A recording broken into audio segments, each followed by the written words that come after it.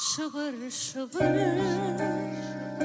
yağış yağıyor, tan soyunuyor, kızıl güller yine şeydi, uzak gece. Şıvır şıvır yağış yağıyor, penceremi kalk yardımca kuşlap yazdım gelinliğini başa salıp meşrum tecim kalba söyleyin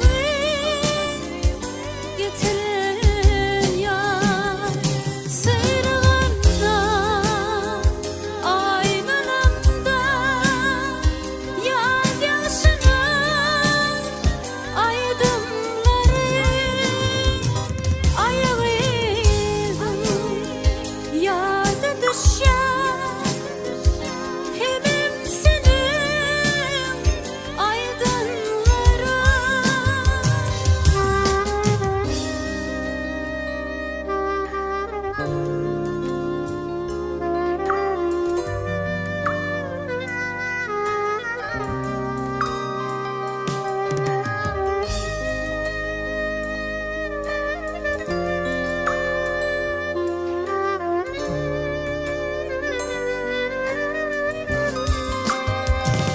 Başa çıksın seni güzel saçlarımı oynar yeller şıvır şıvır yağış yağıyor tan soyun